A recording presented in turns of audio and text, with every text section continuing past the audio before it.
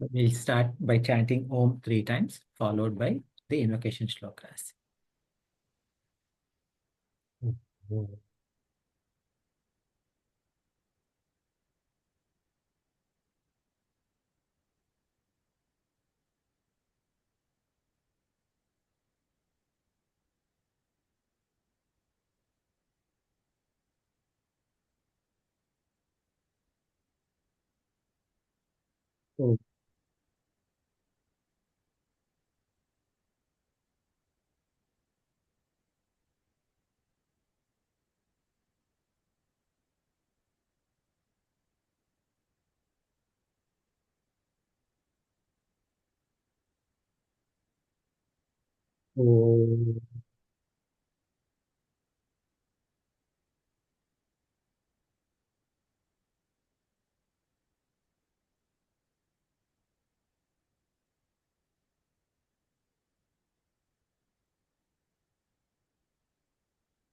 Om.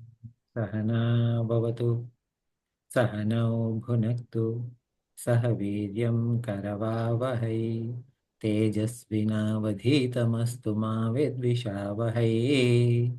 Om Shanti Shanti Shanti. समस्त जन कल्याणे निरतं करुणामयं नमामि चिन्मयं देवं सद्गुरुं ब्रह्मविद्वरं सद्गुरुं ब्रह्मविद्वरं. Good evening, everyone. Hari Om. Welcome back. We are covering chapter, the shloka in Drg Drsya Viveka. We have covered about 25 shlokas, and we need to start with shloka 24. 24. Yeah, sorry, Yeah. thank you. Yeah, so we covered 24 shlokas, and we need to start with 25. So, from a thought flow perspective, where are we? Okay, we heard. Actually, you know what? Like we forgot to do the First. Mangalachar. So, can one of you please repeat after me? Rupam Drishyam Lochanam Drg Rupam Drishyam Lochanam Drg Tadrishyam Druktu Manasam Tadyashram Drutmanasam Drishyadhivruttaya Sakshi Drishyadhivrata Yasir Sakshi Drugeva Natu Drishyate. Dragevunatu Drishyate.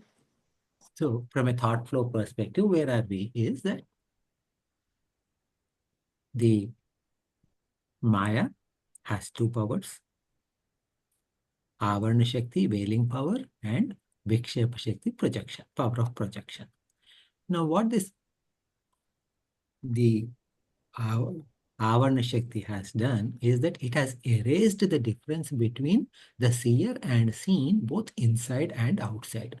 Inside, Sakshi is the seer, and Ahankara, Mana, Buddhi, Chitta, all the Jnanendriyas, Karmendriyas, they're all seen. However, because the difference is removed, what happened is that everything appears, we think that we are this body, we are this mind, we are Ahankara, etc. But we never think that we are Sakshi. That is a problem. In the same way, externally, when we look, the entire world appears to be real. And the thing is that in an entire world, when you look at the outside world, there is Satchit, Ananda, and Nama, and Rupa. Right? These are the 5 amshas. For, I think, what was the verse? It was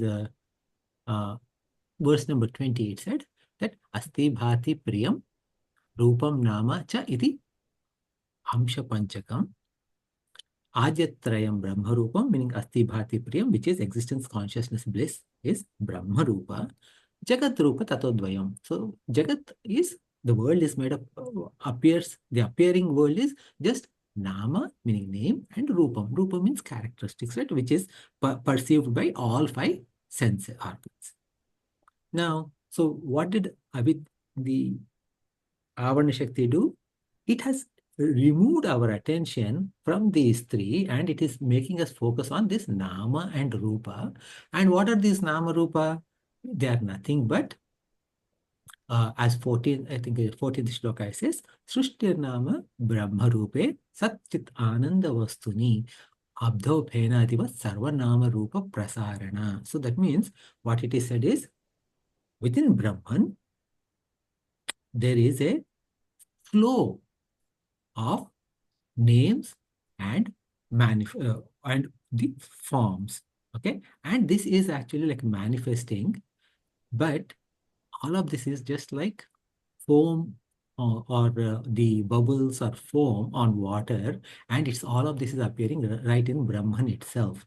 So within Brahman, we are seeing Nama Rupa, and we are thinking, we are giving importance to that, and we are forgetting the essence, which is Satchit Ananda. So this is a problem statement, right? So because the problem is because of the Avarna Shakti of Maya. Now, how do we need to get out of that? The solution is Upeksha Nama Rupe Dve Satchidananda Tatparaha Samadhim Sarvada Kuryat Hrudaye Va Athava Bahi. So the solution is, because every object, whether it's internal or external, has got Asti Bhati Priyam Nama Rupa. Drop off this Nama Rupa and focus on Satchit Ananda. And how do we do that? We need to do that through Samadhi. Samadhi means absorption of mind. Absorption of mind where? Into this reality. And that has to be done both from an internal perspective as well as external perspective. Now, when these Samadhis are talked about, so actually let me share my screen for a quick second. Sorry, not share. Slideshow. So now I need to hit share button somewhere here.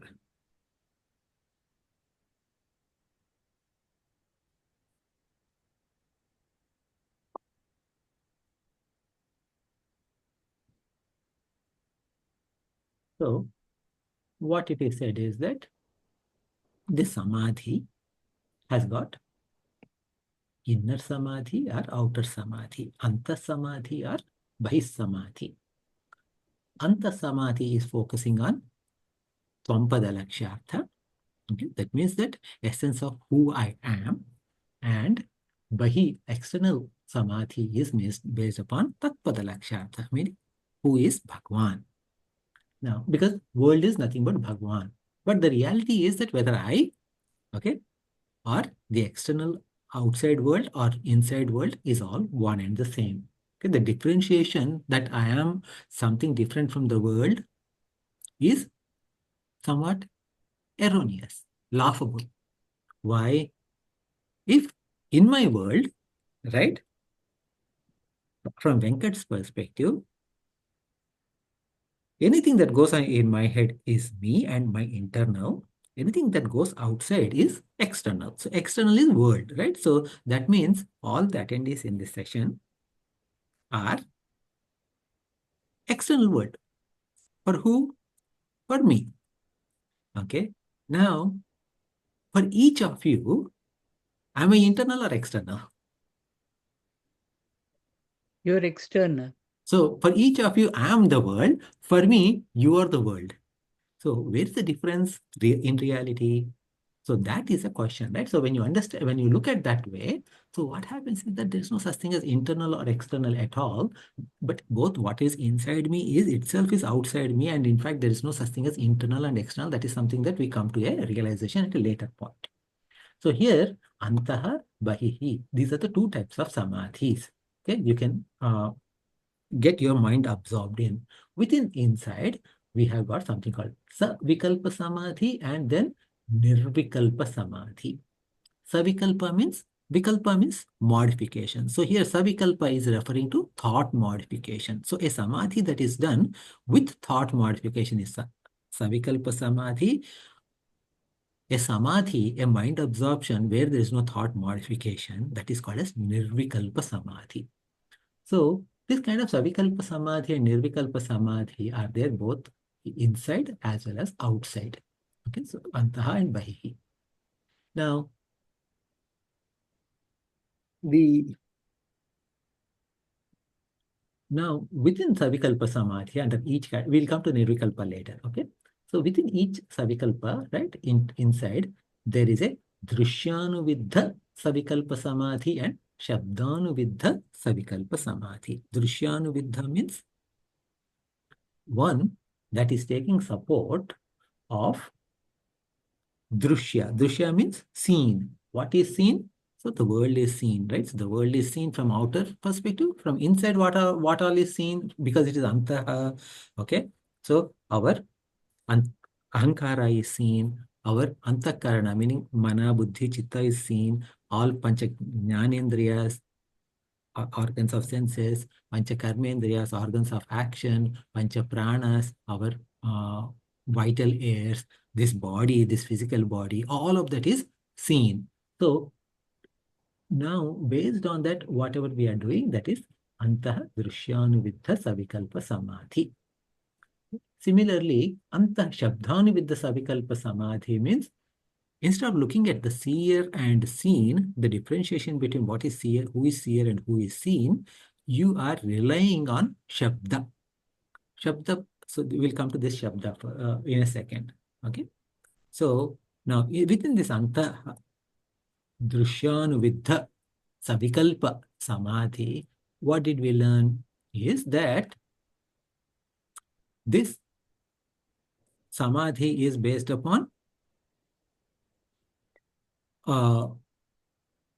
thoughts. Okay. Now, all the thoughts that are coming are focusing upon something about myself or something about others. Okay. So, because there is a thought modification, whenever there is a thought, there is a modification of thought. This is Savikalpa.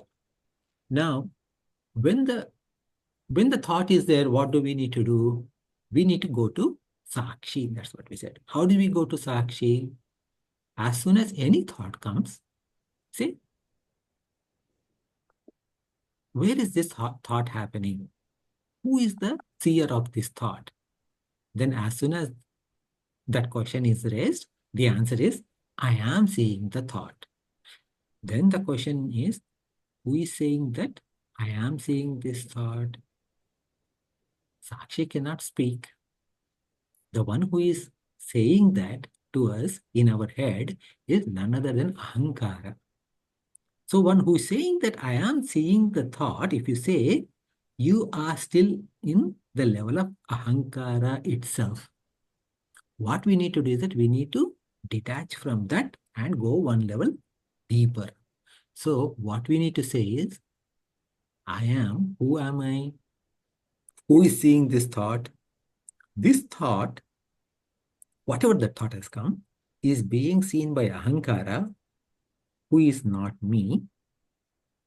Okay, I mean, like the one who is saying that I am seeing this thought, that is still Ahankara. But however, the presence of whom, meaning in whose presence Ahankara is able to say that I am seeing this thought, that presence is me, Sakshi. Because in the presence of Sakshi, Chaitanya has entered into Ahankara, and Ahankara is able to say, I am seeing the thought. So, even the idea that I am the seer is not been Sakshi, rather that I am the seer, that kind of a thought is there within Ahankara itself. So, you have to move one more step back, peel back one more layer and say, in whose presence Ahankara is saying that I am seeing this thought, that is me. So like that, so at this point, what thought comes into mind doesn't matter. Whether it's a positive thought or negative thought, it doesn't matter. Good, okay? High noble thought or basic desire doesn't matter. So all of them are seen, and they are seen by another relative seer who is Ahankara. And that Ahankara is functioning in the presence of Sakshi. That Sakshi is by true nature. So that is how we need to get our mind absorbed, and that is called as Antah-Drsya-anuviddha-Samadhi. So this is what we learned in this one, right? So any questions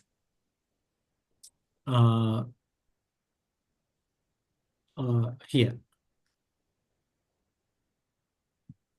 How does the Sakshi, Mhm. how does the Ahankara differentiate itself from Sakshi then? If I keep saying I, Mhm. I is the Ahankara that says I. Mhm. But then that itself is also witnessing everything. Mhm. So how do we differentiate between the witnessing I, Mhm. from that original Sakshi, which is also seeing everything at the same time? So it is like this. Your car is running. Yeah. Okay, if you're driving a car, okay, your car is running. So if you look at who is running the car, I mean, like, how is the car running? You will say that big tires are the ones who are running. Okay, 4 tires are running, right? But why are these tires able to run? Those tires are jada. Okay. Oh, that is because there is a power that is there, and that power is coming from engine. Okay. Because of the engine, the car is running. So what is the car? I mean, like, how is the car running? Because the car is running because of engine, because it has, like, 250 horsepower or 150 horsepower, 400 horsepower, it doesn't matter. Okay, some horsepower is there. Okay. Now, so the Ahankara is like the car engine. Okay. So, but this engine is able to run because of the presence of the fuel. Okay. So now understand that the fuel is not an integral part of car. It is not integral part of car assembly. Okay. In the same way, this Deha, the assembly of Sthula, Sukshma, Karana, Shariras, Sakshi is not part of that. Okay. It just like the fuel is empowering the engine to run. In the same way, the fuel is empowering the car to run. The similarities ends right here. Okay. Don't, in case of, now what are the differences in this example? In case of car and fuel, fuel is separate from car, fuel is different from car, and it is used up. Okay. In case of Brahman and Sakshi, he is not used up. Okay. And he is the integral part, and in fact, like, everything else is mithya, and that power alone is satya. Okay. So because this can Brahman, last week we were talking, is that Brahman cannot speak.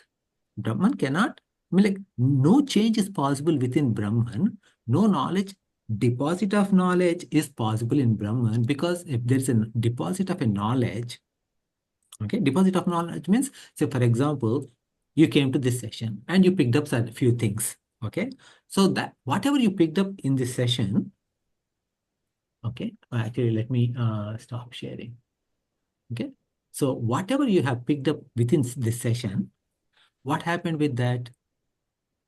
That is new information in your mind. So when you came to this session, certain things have changed. Okay, in your mind has changed. Your mind has changed in the sense there's new information that has been added to your chitta. So that means what? The one who came to this session versus the one who finished attending this session, they are two different people because a new information is added in them. So there is a change has happened. Now, remember, Brahman is changeless. So no new knowledge can enter, no knowledge can leave. Okay. But the mere presence of that is going to cause change.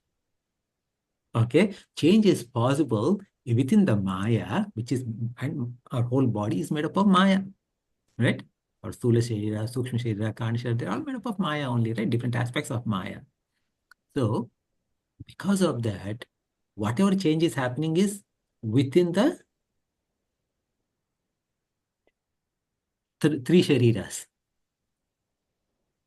Okay. So the thinker is also, the one who is thinking is also part of these three Shariras, who is Ahankara, who is saying that I am seeing this thought. The thought is also Maya, okay, because it is a Vritti that is changing, Nama Rupa, right? It has got a Nama and it has a Rupa. Oh, this is a Vritti, and it has started and it is the end time. And the one who is saying, yeah, I can see that thought rising. So if you're sitting in meditation and you say, someone says, okay, observe your thoughts. Yes, I see a new thought coming up. Oh, okay. Now it is dissolving. Another thought is coming. And who is observing all of this? We mistakenly think it is Sakshi, but no, it is still Ahankara, which is still part of this Maya. And Sakshi is in reality am the one who is empowering this Ahankara to think like that. Okay? Because the reality is, I am seeing this thought is also a thought. Okay, so that is how we differentiate. So it's basically it is the Sakshi itself that empowers Maya. Yes.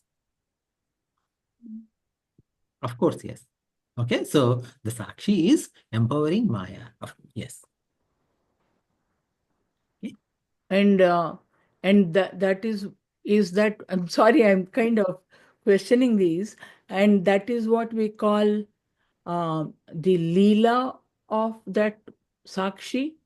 No, we are not worried about Leela no, we are the focus of our discussion here is about how to get absorbed in Druk. Okay.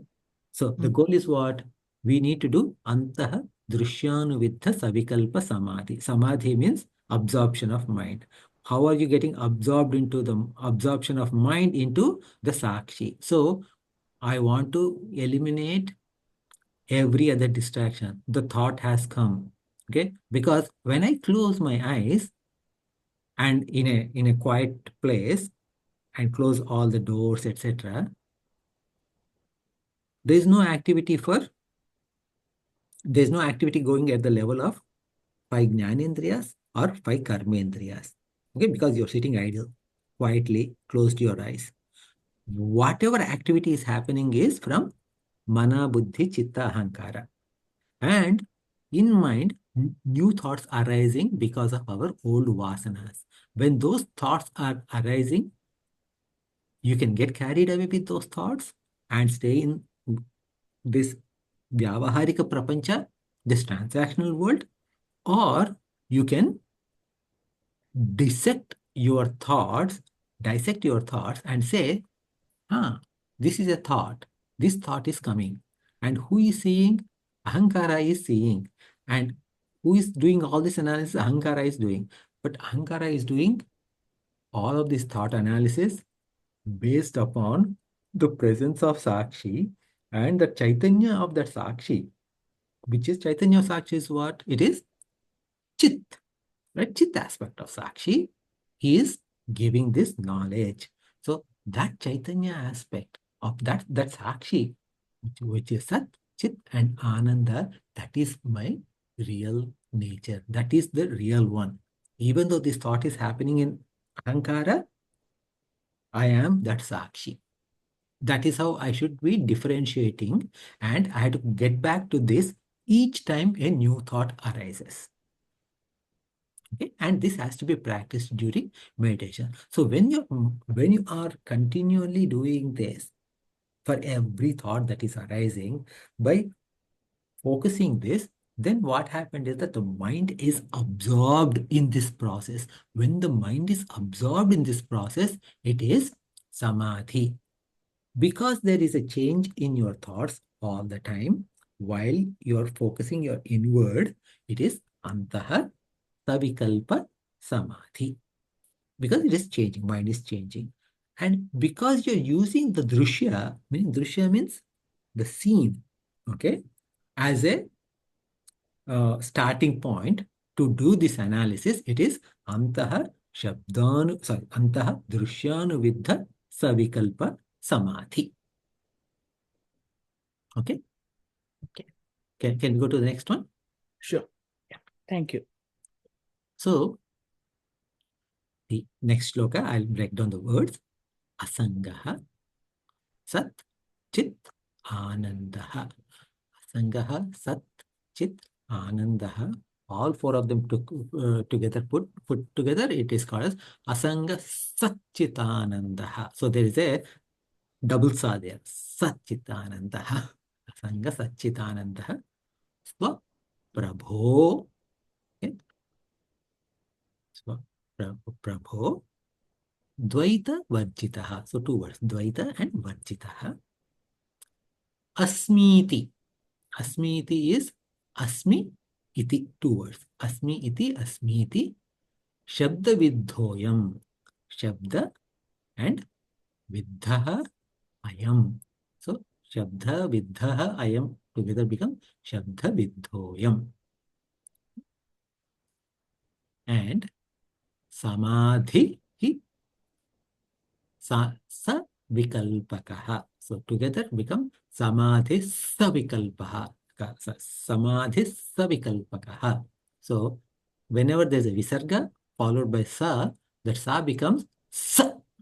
Okay, so a double sa, like as a hissing of a snake. Okay, so please repeat after me. Asanga Satchidanandaha. Asanga Satchidanandaha. Swaprabho Dvaita Varjitaha. Swaprabhodvaita Varjitaha. Asmiti Shabda Vidhoyam. Asmiti Shabda Vidhoyam.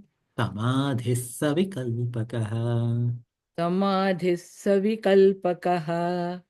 So in the last class, towards the end, I was saying that, hey, if you understand that it is, once you understood that Antaha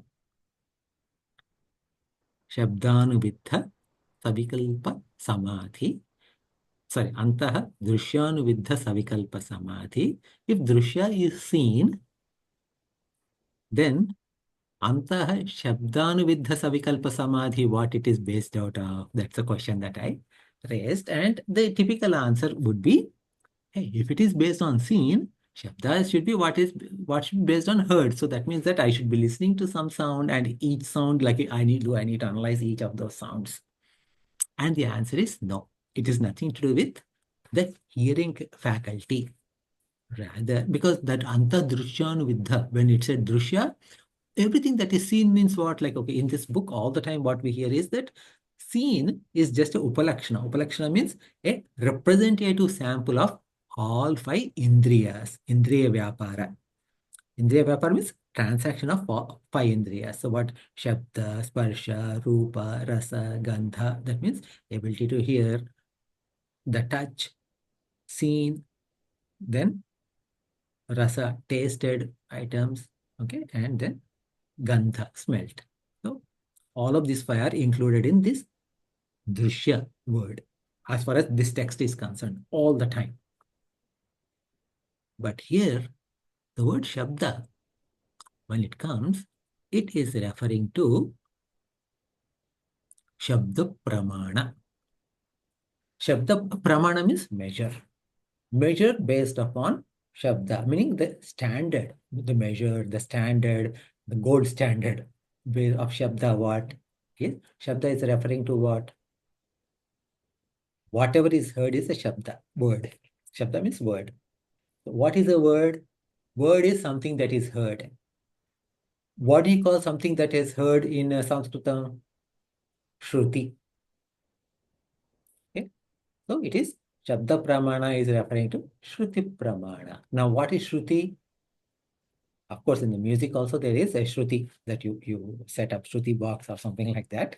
Okay, but Shruti here is referring to Vedas, because Vedas are taught from the teacher to student, and prior to Veda Vyasa Bhagwan, who is as recent as Dwapar Yuga, end of Dwapar Yuga, only he has compiled all the Vedas.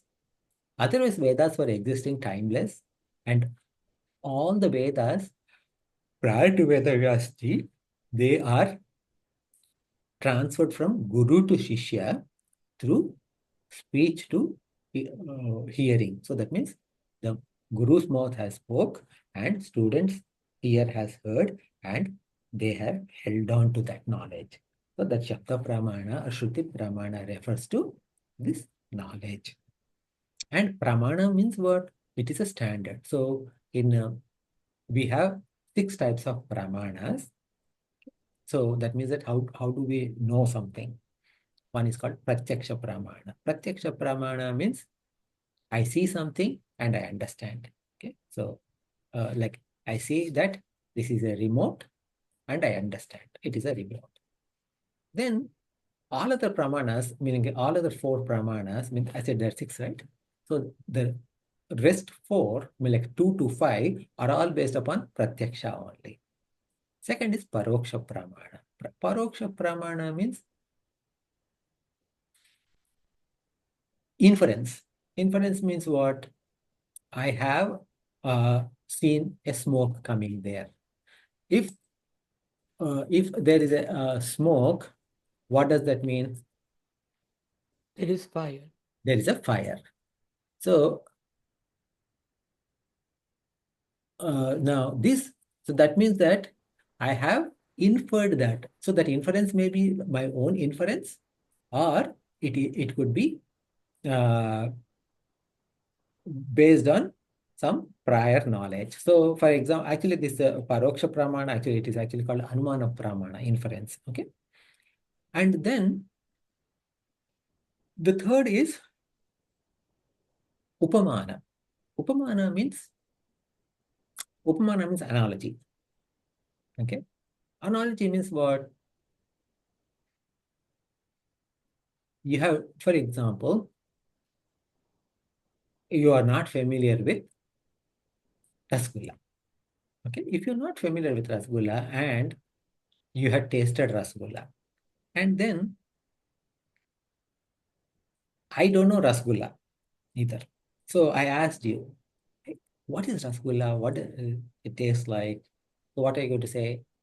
Oh, it's a ball. It looks like a ball. So example, there is a one upmana. Okay, it looks like a ball. Have seen gulab jamun? Yes, yes. Okay, it is the same size as gulab jamun. So second, it has similar syrup. Okay, and it is sweet. Okay, so all of them are what? It is a comparison or like analogies that are being given. However, gulab jamun is made up of wheat or whatever that flour, whereas this is made up of broken milk or paneer. That's the only difference. Okay, so I understood something based upon the comparison to what I already know. This is Upamana Pramana. Then, Arthapatti is the 4th type of Pramana. So now your Upamana is also based upon your Pratyaksha Pramana only, right? So Pratyaksha is your own personal experience. You had personal experience of tasting the food before, I mean like some sweet before, and you compared, okay, it tastes like gulab jamun. I understood. Somewhat different, but closer to gulab jamun. So I got into the ballpark. It is not going to taste like mirchi bhaji, or it doesn't taste like Mysore pak. Okay, this is the closest. And even in Anumana, what happened? If there is a smoke, coming means there is a fire. How did you come to that conclusion? Because every time you saw some Every time there was a smoke, in the past you have seen there was a fire, and only because of fire, smoke is possible. So this is something that your prior experience. So prior pratyaksha pramana. That's why Anumana is also based upon pratyaksha. Upamana is also based on pratyaksha. Now fourth one is Arthapatti. Arthapatti means what? It is you come to a conclusion based on prior understanding. Similar to mm, similar to the Anumana. However, this is slightly different from Anumana. So it is kind of like a presumption, assumption. Okay. So how do I say?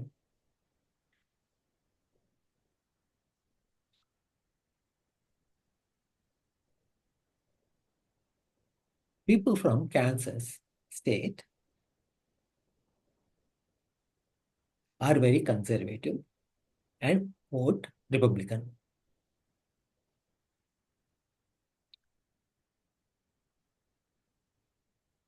So you met a person from Kansas. So you make an assumption. This person may be a Republican or a conservative because he came from a conservative state. Okay. It may be true, it may not be true. Okay. So the classic example that our Vedanta, I mean like the Nyaya Shastra, not Vedanta, basically these are all Nyaya Shastra principles, these Pramanas. So this Nyaya Shastra says this classic example is Devadatta is not eating during the day. Now, if you see someone who is doing Nirahara Diksha, that is like, hunger strike for like a month, and if they did not lose any weight, what is your conclusion? Eat at night. He must be eating when no one is watching him. So if Devadatta is not eating during the day and he still did not lose an ounce of weight, so that means that he must be eating at night. So this is Arthapatti. Then Anupalabdhi. Anu is negative. Okay. An is negative. Upalabdhi means present. Okay.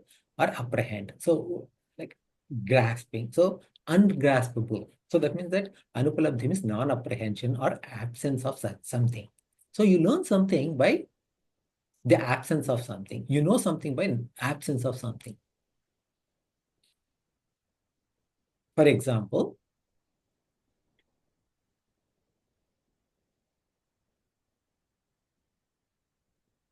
there is a wedding going on. Okay. A wedding going on. And there are like hundreds of guests are there. And the bride's mother is not there. So what happens? Everybody is going to ask, I mean, like whoever is coming to the wedding, they all ask anyone and everyone from the bride's side, where is bride's mother? Right? So sometimes people's presence is felt even in their absence. Okay, so that is it. So so the object is revealed through its absence is Anupalabdhi. So even like as a simple example, right? So you always go to parties or social events with your spouse. You never go without your spouse. One day you went without spouse. What's the first question everyone asks you? Where is your other half? This is a question that everyone asks, right? So that means what? Their presence is revealed by their absence. The knowledge is gained, knowledge of something is gained in their absence. So that is Anupalabdhi. So again, this is based upon Pratyaksha. So because like you have seen this person all the time together. So today he's not there or she is not there. So that means that she is missing. So this is knowledge. So the five pramanas, pratyaksha. Anumana, anumana means inference. Upamana means comparing, like, okay, like gulab jamun versus rasgulla. Attapati, this guy is not eating in the day, so he must be eating in the night. And anupalabdhi, his wife did not show up, so she is missing. So all of these are based on seeing, meaning like based upon drishya. Okay. Now the last pramana is shabda.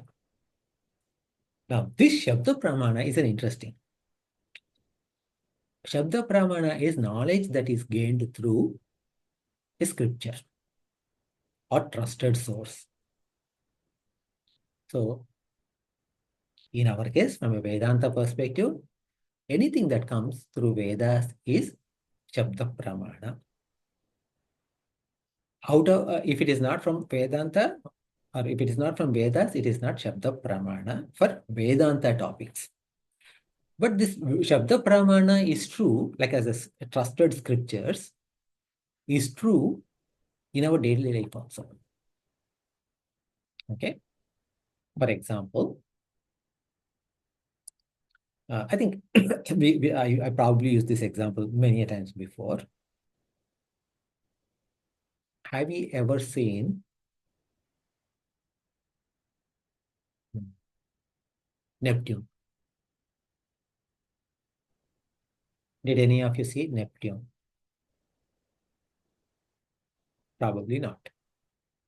Okay. Then how do you know that Neptune exists?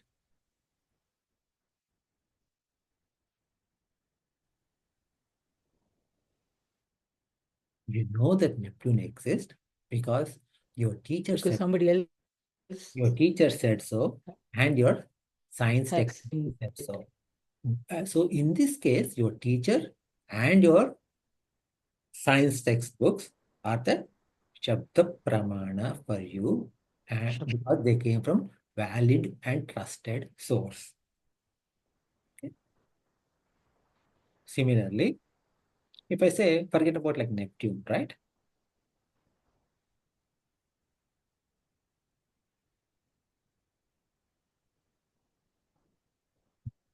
Hopefully, this will work. Did any of you visit Uganda? No. Okay, good. Thank you. So if you haven't, huh? If you did not visit, so I had to pick up some country that most likely you did not visit. So if you never visited Uganda, how do you know Uganda exists? Shabda Pramana. The Shabda Pramana. Okay. Did you physically see the presence of airbags in your car? Hopefully not. Okay. But you trust there are 8 airbags around the front seat and another 8 on the driver's seat and another 4 each on each passenger seats in the rear, based on Shabda Pramana. Okay. So the Shabda Pramana is actually like much more stronger than other Pramanas. So why are we talking about Shabda Pramana is when we say Antah-Shabda-anuviddha, so that means that we are relying on Shabda Pramana for this Savikalpa Samadhi. So in the past, like here, so far we have covered Antah-Drsya-anuviddha-Savikalpa-Samadhi. Now Antah-Shabda-anuviddha-Savikalpa-Samadhi is based upon Vedas. And because you are studying about Brahman, so that means that this is not coming just from Vedas, it is coming from Vedanta. What is the difference between Veda and Vedanta? Vedas are the scriptures and Vedanta are the final sayings of the scriptures. Vedanta, the end of the scriptures. So, Vedas are four Vedas are there, yes. Within the Vedas, there is a Karma Kanda, there is a Upasana Kanda, and there is a Jnana Kanda.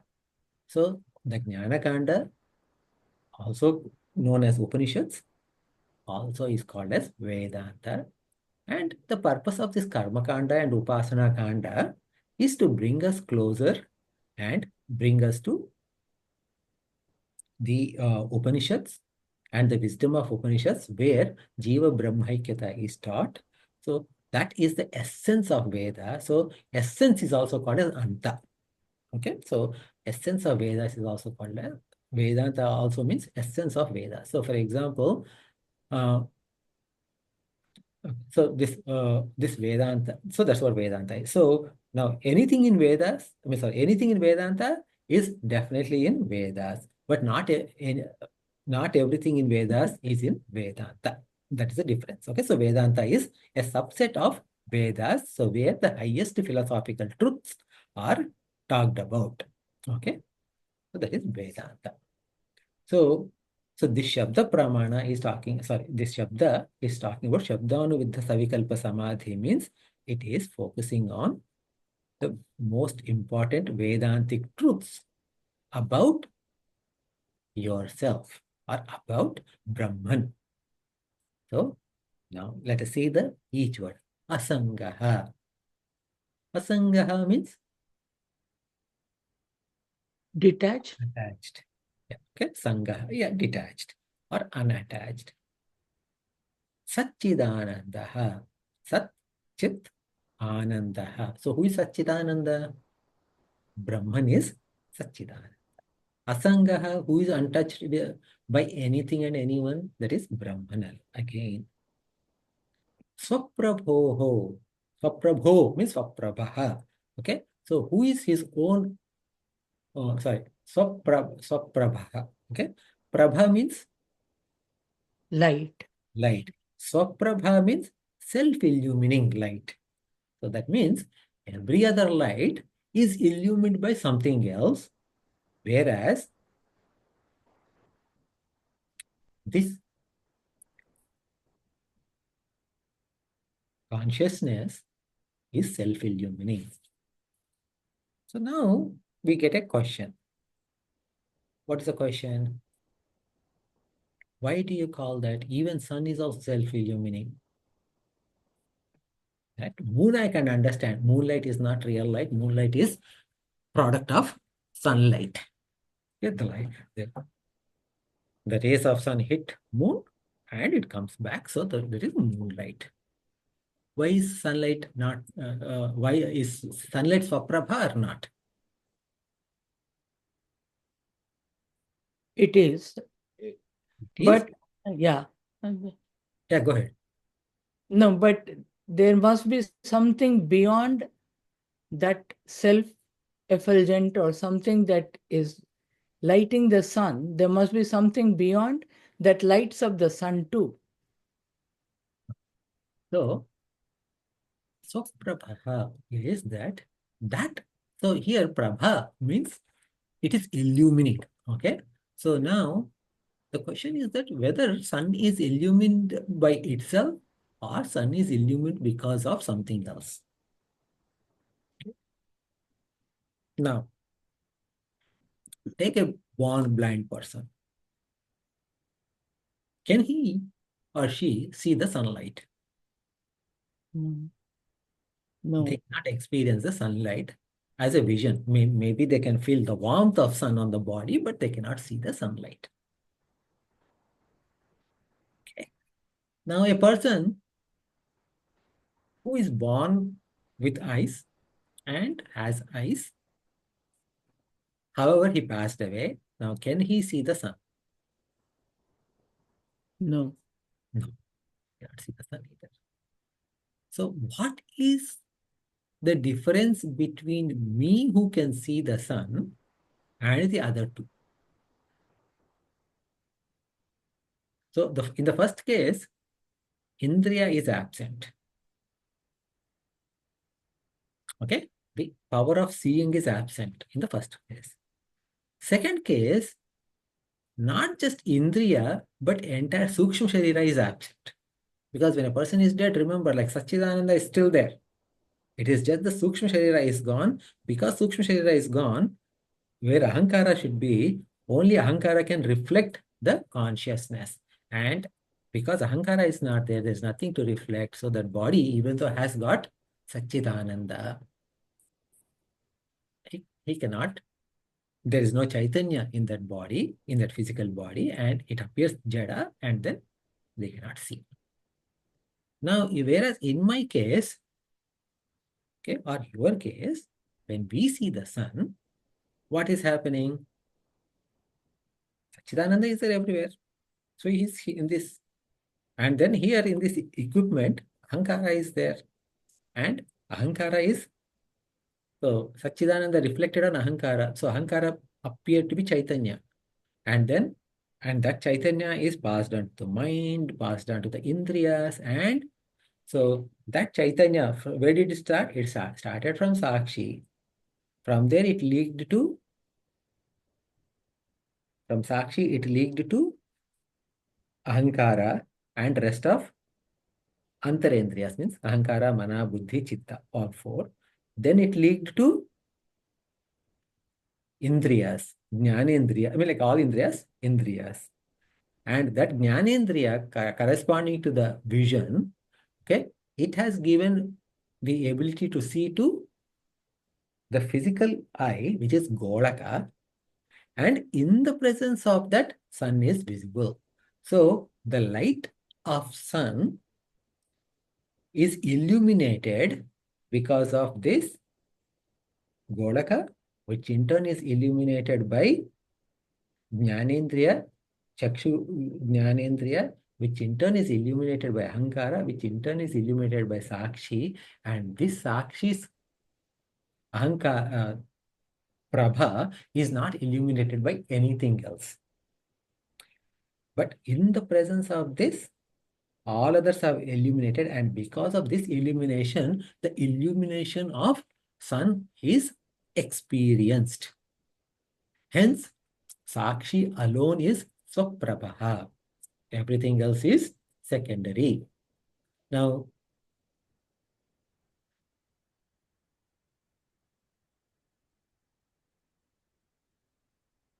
so now this knowledge, when we hear in our, when we do Vaidika Arati, meaning Vedas based Arati, what we say, न तत्र सूर्यो भाति न चन्द्रतारकं नेमा विद्युतो भान्ति कुतोऽयम् अग्निः तमेव भान्तम् अनुभाति सर्वं तस्य भासा सर्वमिदं विभाति. That is a shloka that, not a shloka, that's a mantra. So that is it. Anything, any shloka or any text or any text meaning like any wording that is there in Vedas is called as mantra. If that same text appears as any poetry in Vedanta, in Vedas is called as mantra, whereas the same, if the same shloka, like same poetry is appearing in elsewhere, like say for example Bhagavad Gita, Ramayana, Mahabharata, or anywhere else, or any other Puranas, they are called as shlokas. So this mantra is there, is a Upanishadic mantra. Okay? Na tatra suryo bhati. Okay? So where Surya, na tatra suryo bhati na chandra tarakam. So that means where sunlight cannot come, where moonlight or starlight cannot come. Nema vidto bhati kutoyam agnihi. So, I mean, nor even vidyut. Vidyut means the the one that you see, right, on sky, like the what is that called, thunder, lightning. Okay, so lightning also cannot come there. Forget about this Deepa, this Arati that I am showing. Nema vidito bhanti kuto Nema. So this light that I am showing, what can this illuminate? Okay, Atta Surya Bhati Nachandra Tarka Nema vidito bhanti kuto Agni. This Agni, what can it do? Tameva bhantim anubhati sarvam. Okay, your your glow or your illumination is illuminating rest everything else. So your illumination is illuminating rest everything else. Tasya bhata sarvidam vibhati. So that is the meaning of that mantra. So so here that mantra is basically saying to the chit aspect of Brahman. Okay, so even though we are showing it to a murti there in front, like usually this mantra is chanted when we are showing the arati to a murti. Murti means like a form, right? Like on the left hand, like you have the bell ringing, and right hand you are showing arati and saying Natra Surya Bhati Natindra Tarakam Nema Vidito Bhanti Kutoya Magni Tameva Bhanti Anubhati Santasa Bhasarani Bhati. When you are saying that, what you are saying is that you are invoking the true essential nature of the murti in front of you, which is Satchitananda, and you are specifically calling out the chit aspect. So here, this knowledge, this chit alone is true self. True self-illumining. Everything else is secondary illumination. So, asangaha, satchit anandaha, swaprabha. Okay. Dvaita varjitaha. Dvaita varjitaha means what? It is, Dvaita means duality. Duality, whenever we say duality, understand it as plurality as well. So duality means not just two, okay? It could be 3, 4, 5, anything, multiplicity. So Dvaita Varjitaha. Varjita means dropping off, like devoid of duality, means alone. Non-dual means single, singular only. Meaning that alone is there. So that is Dvaita Varjitaha. Asmi iti, and whatever that is, right? Whatever is Asanga, that is Brahman. Whatever Sat, whatever Chit, whatever Ananda, they are all Brahman. What is Swaprabha?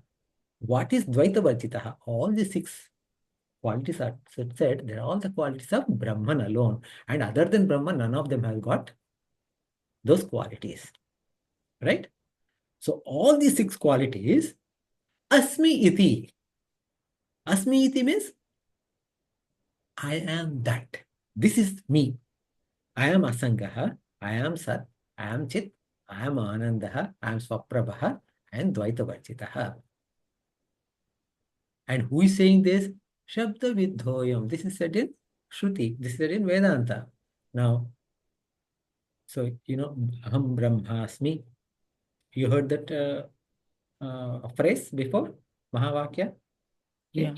So, Satchidananda is Brahman. So, Brahma Asmi, meaning Asmi means I am anyway, right? So, Asmi is referring to always the first person. Okay, so Asmi means, of course, obviously I is included. So, Aham only. Okay, I am that Brahman. So, and who is saying this? Shabda is saying, the Shruti is saying. So, with these thoughts, when you are in Samadhi, that Samadhi is called as Savikalpa Shab Antah Antah-Shabda-anuviddha-Savikalpa-Samadhi. So, what are we saying? That means you sit in meditation and you are thinking about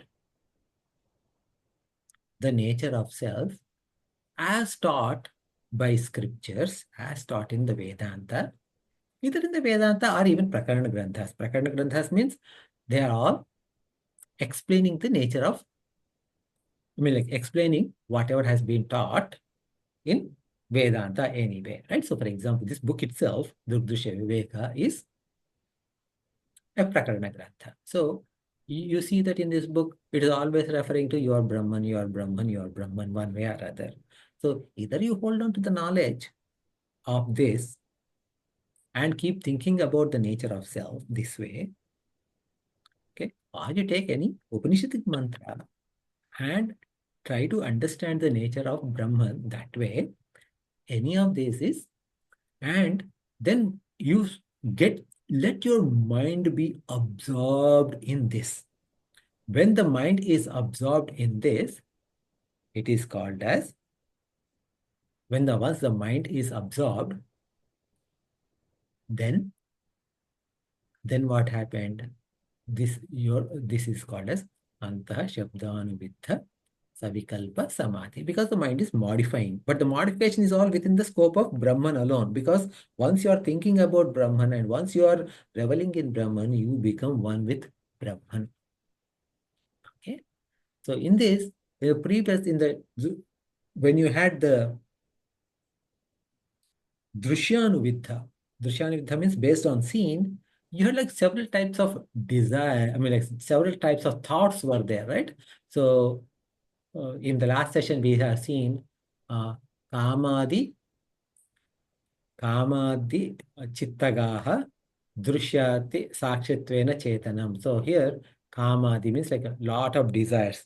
Okay, what can I mean, like lot of desires, lot of thoughts. Okay, whenever we have thoughts, those thoughts can be of different category. Now, the list all the types of thoughts, they were listed in verse number 4.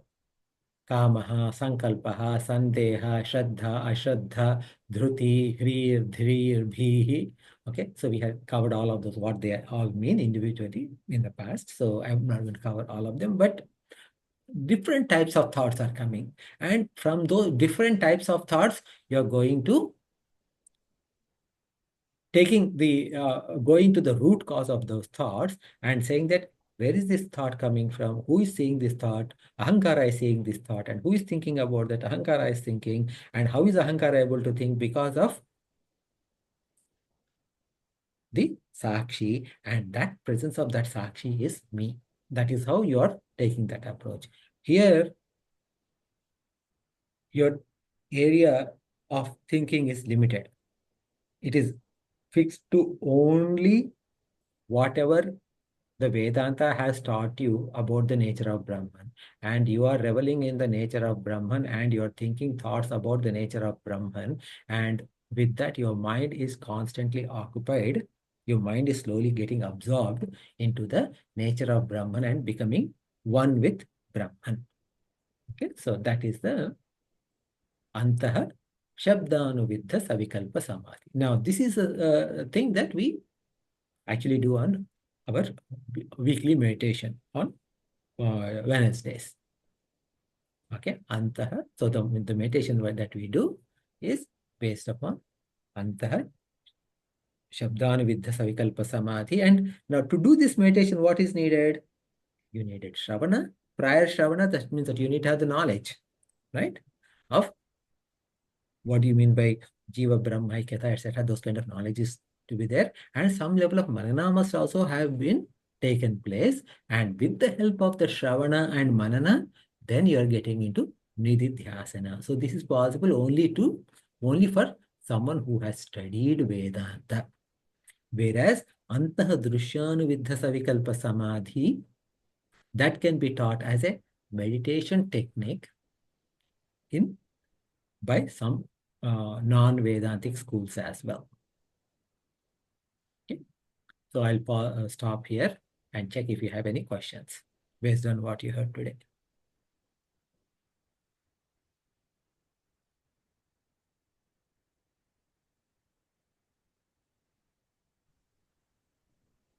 So is one technique considered higher than the other? So what happens is that the Shabda-anuviddha is somewhat higher compared to Drsya-anuviddha, because in Drshya, let us say, if the mind is not very, alert, what happens is that when a thought comes, there's a bad thought. Then our immediate reaction would is like, oh, why is this bad thought coming? I'm trying to do meditation and these bad thoughts are coming. Oh, I don't like that. That kind of a judgment happens. Okay, so that's a problem with apriya thoughts. Now, if you get a priya-based thought, priya means some thought that you like, then the mind can run behind that thought and you forget that you're doing meditation. Okay. Whereas in here, you are trying to think about only the nature of Brahman. Yes, of course, other thoughts are coming, but as soon as some other thought comes, yeah, I'm getting this thought, but okay, so let me go back to this because this is my primary thought, which is about thinking about the nature of Brahman. How come I am Brahman? Oh, I am Brahman because this body is not really me. So this body dies, takes birth and dies, but this body is not me. Like that. Okay, so that is why this once I remove these three shariras, Stula, Sukshma, Karna shariras, whatever is remaining, that is my true nature. Okay, so that has no birth, no death. That is why that Brahman is me, because I am beyond these three bodies. Like that, you're doing manana, and like as needed, you're doing manana. Otherwise, if there is no question, you're thinking about the nature of your true nature. So based upon using certain Vedantic shlokas or Vedantic mantras.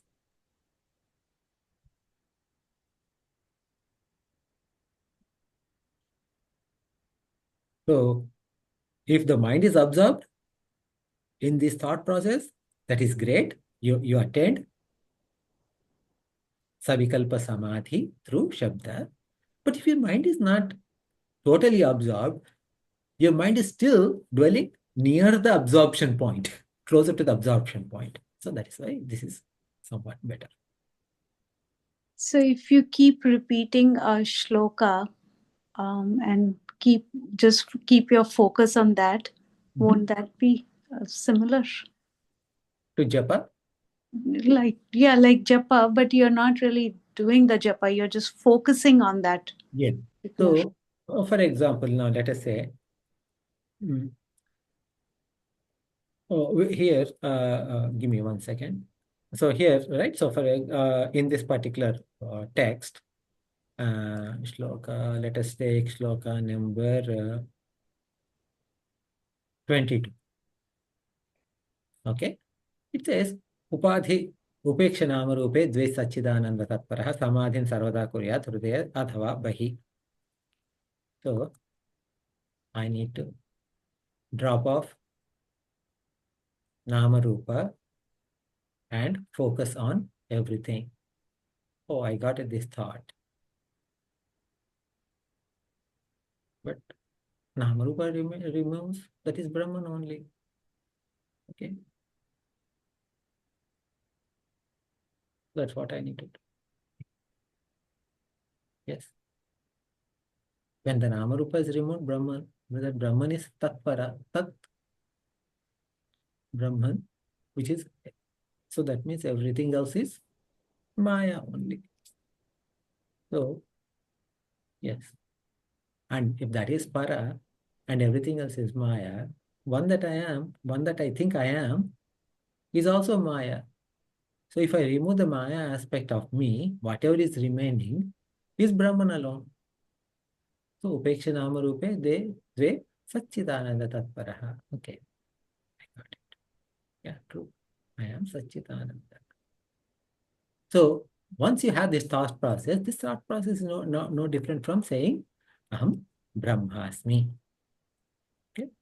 So, and this is how, but this is different from chanting like Aham Brahmasmi, Aham Brahmasmi, Aham Brahmasmi. This is different, right? So you need to understand what you're saying, and your mind is totally acceptable for that. Now, you can do Aham Brahmasmi also, no doubt. But then what happens is that after 5 minutes or so, I mean, like, unless you are somewhat like more advanced, what happens is that it becomes japa. Okay? But if you're advanced enough, very soon you will reach to Nirvikalpa Samadhi that we are going to talk about next week. So it all depends upon how well trained the mind is. Okay? How well behaved the mind is. And mind is like a horse. It takes a while to make it behave. Right now, for many of us, it is still like a wild horse. Okay? Once we tame the horse, well, then we can jump, sit on it, and it will go where you want it to go. Right now, because it is wild horse, it takes you wherever it goes. So, Puja Guru Swami Tejomanandaji says this, that there's a mullah, right? Just for every joke, we say some mullah Nasiruddin Shah. Okay. So one day, Mullah Nasiruddin Shah was on a horse and it going all over. And so someone asked him, hey, Nasiruddin ji, where are you going? He said, I don't know. Ask the horse. It knows. Okay. I also don't know. I just ask the horse, where is it taking me? So our situation is like that. Okay. The reality is that we don't know where we are going and what we are doing. We are just following whatever our mind is saying us to do. And wherever our indriyas are taking us to go, okay, we are going there. So we are goaded by our indriyas and manaha. Instead, we need to get that into control. So, okay, I took a lot more time today. I apologize. So No, shall we go? I don't think you did. We took 1 hour, 15 minutes today. So. You can continue.